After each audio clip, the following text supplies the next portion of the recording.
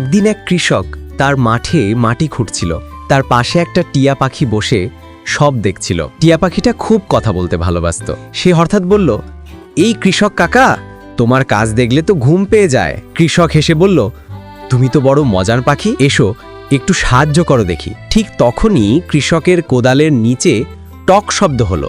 সে খুঁড়ে দেখে একটা পুরনো মাটির হাঁড়ি। হাঁড়িটা খুলতেই ভেতর থেকে এক অদ্ভুত আলো বেরিয়ে এলো, আর তার মধ্যে ছিল একটা ছোট্ট সোনার আম গাছের চারা। কৃষক সেটাকে যত্ন করে বাড়ির পাশে লাগালো। কিছুদিনের মধ্যেই গাছটা বড় হয়ে গেল, তাতে সোনালি রঙের আম ফলল। সবাই দেখতে এলো সেই জাদুর আম গাছ।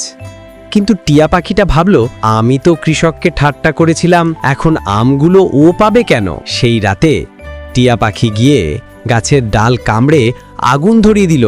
ডালটা ভেঙে পড়ে আগুন লেগে পুরো আম গাছটা পুড়ে গেল। পরদিন সকালে কৃষক এসে দেখে গাছটা ছাই হয়ে গেছে। সে চুপচাপ দাঁড়িয়ে চোখের জল ফেলল। ঠিক তখনই টিয়া পাখি উড়ে এসে বলল, কৃষক কাকা, আমি ভুল করেছি, আমার জন্য গাছটা পুড়েছে। কৃষক টিয়াকে ক্ষমা করে দিল। কিছুক্ষণ পর তারা দুজনে ছাইয়ের মধ্যে একটা সোনার বীজ পেল। কৃষক সেটি আবার মাটিতে পুঁতে দিল। কয়েকদিনের মধ্যেই আবার নতুন গাছ গদিয়ে উঠল। আর এবার টিয়া পাখি প্রতিদিন এসে জল দিত। শিক্ষা: ভুল করলে সেটা স্বীকার করা আর সংশোধন করাই সত্যিকারের বুদ্ধিমানের কাজ।